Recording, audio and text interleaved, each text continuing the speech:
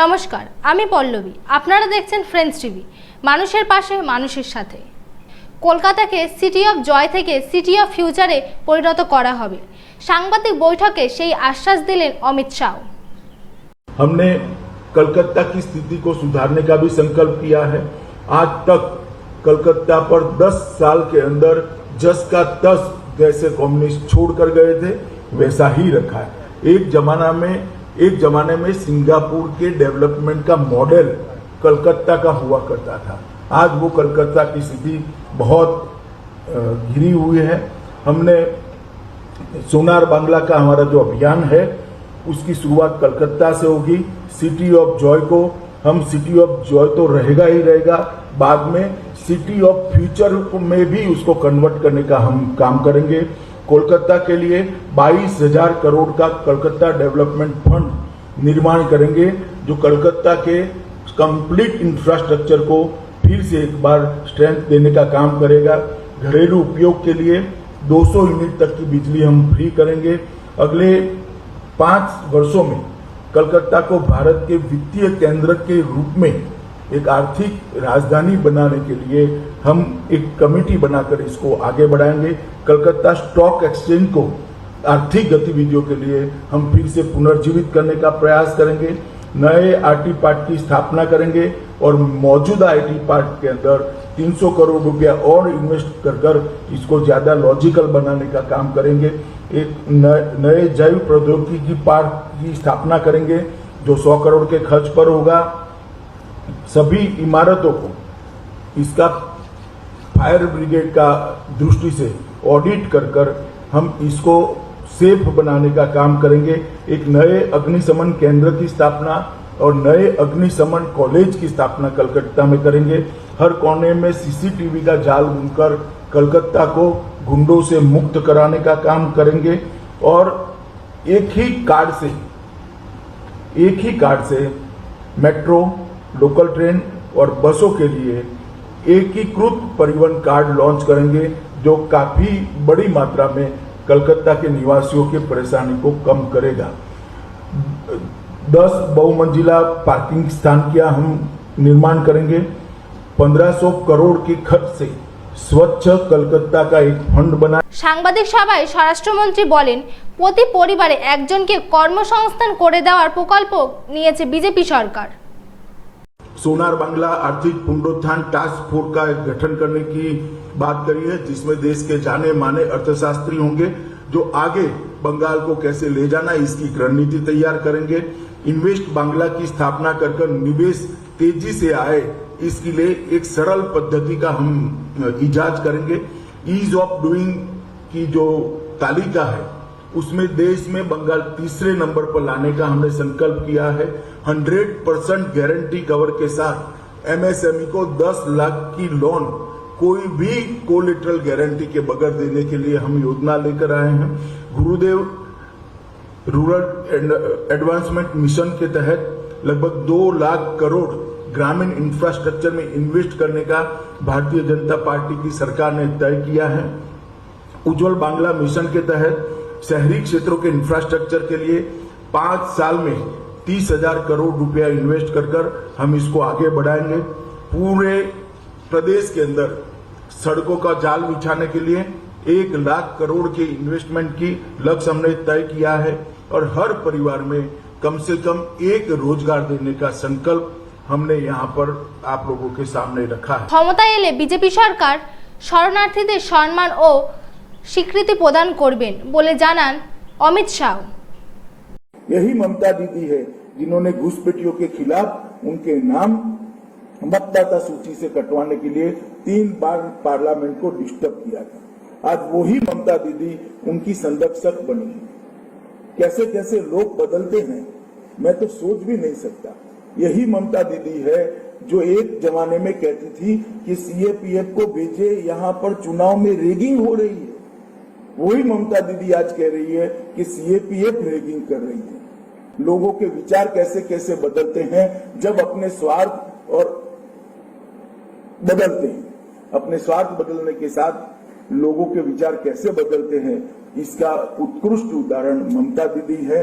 मैं आज फिर से एक बार इस बात पर बाहर से कहना चाहता हूं कि भारतीय जनता पार्टी की सरकार बनेगी तो सभी शरणार्थियों को सिटीजनशिप अमेंडमेंट एक्ट के तहत भारत की नागरिकता देकर हम उनको सम्मानित भी करेंगे, उनका पुनर्वसन भी करेंगे और हमारे साथ गौरव के साथ अपना जीवन यापन कर सके, इस प्रकार की स्थिति में लाएंगे। মুখ্যমন্ত্রী নিজের হার বুঝতে পেরে সংখ্যালঘুদের ভোট ভিক্ষা করছে বলে জানান ভারতের স্বরাষ্ট্রমন্ত্রী। मुझे लगता है कि इससे भी तृणमूल कांग्रेस अपना आपा खो बैठी है। जिस प्रकार से इन्होंने माइनॉरिटी वोटर्स को अपील की है कि एकजुट हो जाइए और तृणमूल कांग्रेस के लिए वोट करिए, वो बताता है शायद उनके माइनॉरिटी वोट भी अब धीरे धीरे धीरे धीरे धीरे उनसे खिसक रहे हैं, कहीं और जा रहे हैं और ये डर भी उनको सता रहा है। वरना इस प्रकार की अपील किसी भी मुख्यमंत्री के मुंह से, किसी भी पार्टी के अध्यक्षा के मुंह से मैं नहीं मानता कि ये उचित है। इस प्रकार के काम करने की बजाय दीदी को चाहिए कि हार के कारणों का एनालिसिस करें, बंगाल की जनता क्यों उनके खिलाफ है उसका उनको एनालिसिस करना चाहिए। दीदी, बंगाल की जनता आपके खिलाफ है क्योंकि कानून और व्यवस्था की परिस्थिति पूर्णतया चरमरा गई है।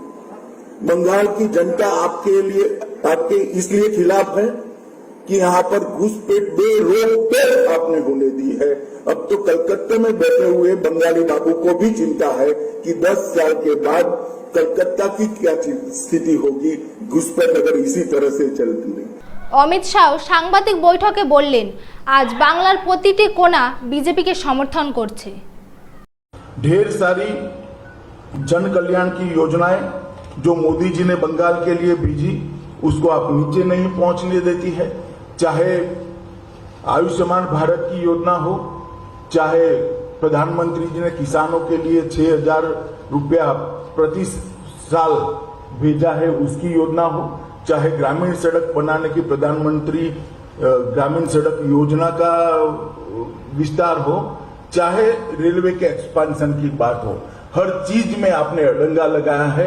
राजनीतिक दृष्टिकोण से मोदी जी लोकप्रिय न हो जाए इसके भय से बंगाल के विकास को धीरा करने का काम, रोकने का काम आपने कहा है और इसी का कारण है कि आज बंगाल के सर्वदूर कहीं पर भी जाइए, सुंदरवन में जाइए, जंगल महल में जाइए, दक्षिण बंगाल में जाइए, उत्तर बंगाल में जाइए, चाहे राजवंशियों के जाइए, चाहे गोरखाओं के अंदर जाइए, चाहे नामशूद्र के अंदर जाइए, हर प्रकार के बंगाल के वोटर आज भारतीय जनता पार्टी का समर्थन करते हुए दिखाई पड़ते हैं और कई विशिष्ट लोग भारतीय जनता पार्टी में जुड़े हैं।